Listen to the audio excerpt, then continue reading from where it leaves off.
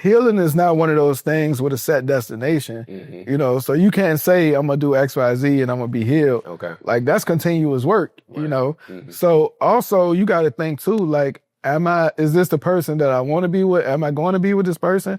Because probably 70% of relationships start based on attraction. Okay. Not necessarily compatibility. So you with this person based on attraction, not really compatibility. So are y'all really supposed to be together? Like, can y'all foster when things get tough? Like, is this your person? Is this where you want to be ultimately? End goal, family, the house, you know, lifestyle, all those things has to be answered throughout that. So sometimes it's difficult because you realize, like, even during the pandemic, a lot of people were together for years, but now I'm being in your space all day, every day. I realize, like, you ain't who I thought you were. Yeah, you know, so those things can be difficult. So to understand that and to know that, I think is when you're supposed to take a step back from you, not necessarily the relationship, but to see, like, what's going on here? Like, is this something that I need to uncover myself? And your partner got to do the same thing, because ultimately, realistically, as a human, you continue to grow and excel.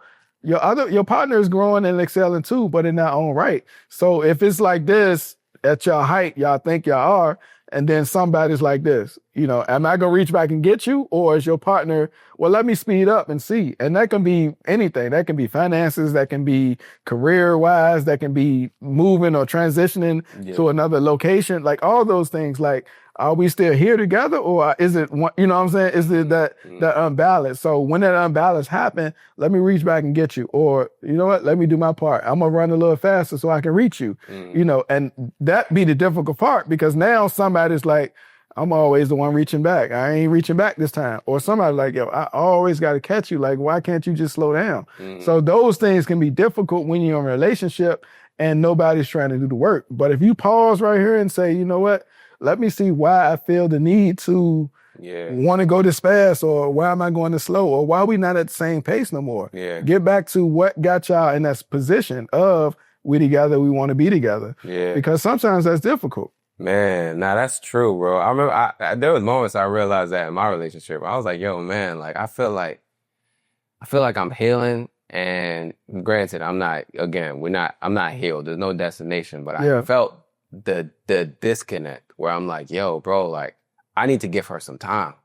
Like I real life need to give her some time to work through her stuff and not like force her or make her feel bad about where she's at.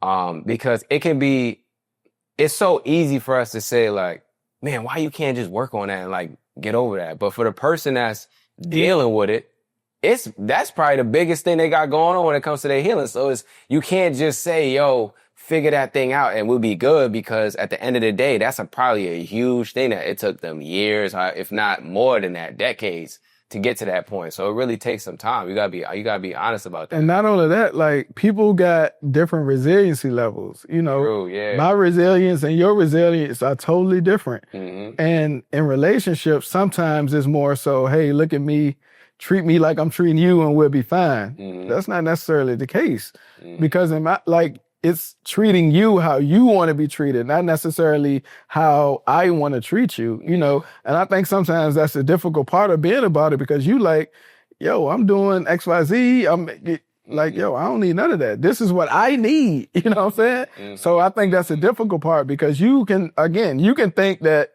yo, in my relationship, I'm giving effort of 10, you know, whatever, 10 is the highest. But to your partner, it's like, that's like a 6. Everything, you doing a lot of stuff, but that's not the stuff that I want or need, you know, and vice versa. So you got to make sure the 10 that you're giving is the 10 that they want, not necessarily the 10 that you want to give. Yeah, nah, that's a fact, bro. I think about that like as like a currency. Like we all got our own, just like when you go to different countries, there's a different currency. You can't use, I mean, you could, but you really can't use the dollar everywhere, right? But the way I see it, right, like when you have a partner, they have their own currency, like love language, right? And so you can't do the things that you do for yourself that you would like for yourself to receive love with them, because it may not work. Like my girl, she likes quality time. She likes quality time. She likes affirmations. I kind of like quality time. Affirmations, you know what I'm saying? Like I don't really know. I'm not really into that. She's more, and she also likes gifts. She also likes gifts too now.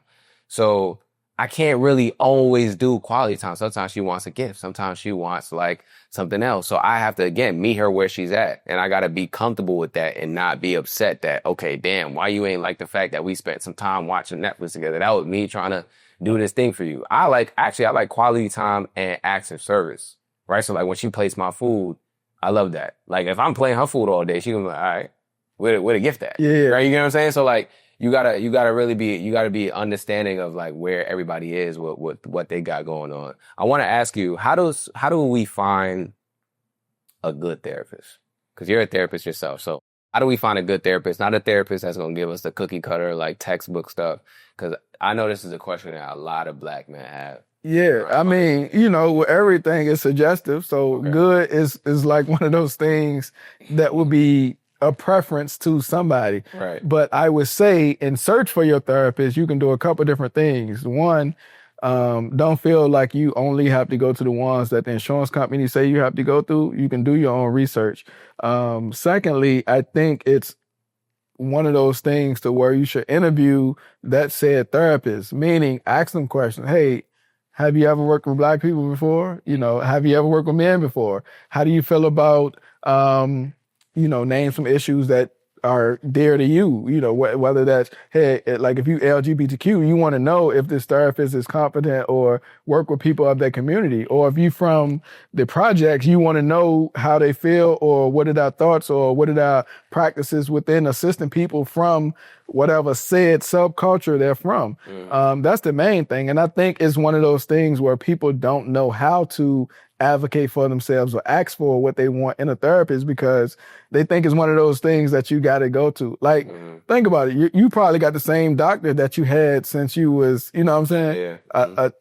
A earlier, younger man, like in your 20s up until now, whatever, not knowing like, you know what, let me do some research on another doctor. You go to the other doctor, they doing more tests, they doing more scans, they educating you on stuff. Same thing for therapy. It's like, this is what I got to go to, so let me just go to one. No, you better go to one that you feel that you can have that cohesive experience with. When you do have those cohesive experiences, a lot of things can happen. One, you feel open enough to share things, and then you feel connected as in this is a place for me to offload that information opposed to, it's like a chore to me. Like I'm going because Charlotte want me to go. I'm going because my job said I got to go. No, you want to be able to say, you know what, I'm dealing with a lot. Let me give this to somebody else, or let me get a better visual of how I can look at these scenarios or situations, or what happens when I feel this sensation. What does this mean? Or hey, am I really impacted about stuff that happened when I was a kid?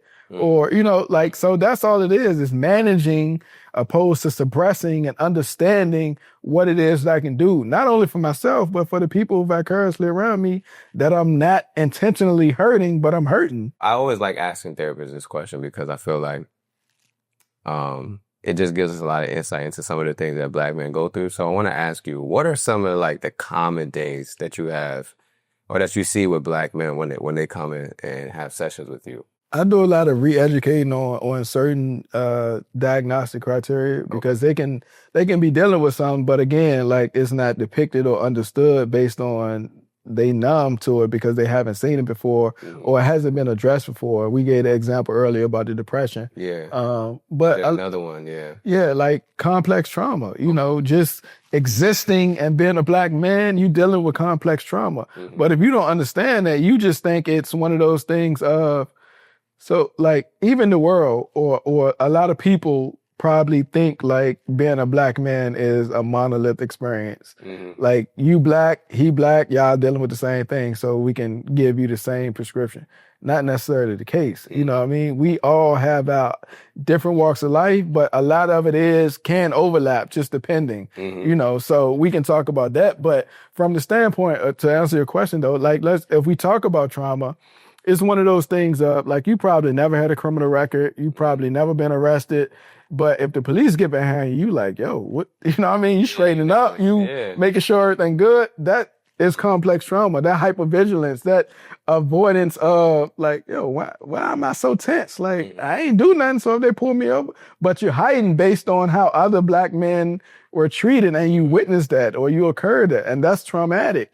So the traumatic standpoint, it doesn't have to do with anything that you went through individually or specifically. It can be something that you witnessed. You know, the complexity of it, the complex part is the repeated part of it, you know, that current situations, day after day, week after week, year after year. And back to suppression, trauma can be one of those things that you suppress for years, not touch it. You know, this happened, I ain't gonna think about it no more, I'm moving on with my life. Then all of a sudden, when you least expect it, you hear something or you smell something, like your senses get activated and you realize like, yo, I never dealt with that. Now it's coming up in my relationship, or now it's coming up at work, or now it's coming up that I got kids, you know? So that's why the suppression part is not good. Managing or processing is where you want to be. Sometimes I know you feel like you ain't got nobody to speak to. Shoulder to lean on somebody you could preach to. Know you need to hear it, my brother.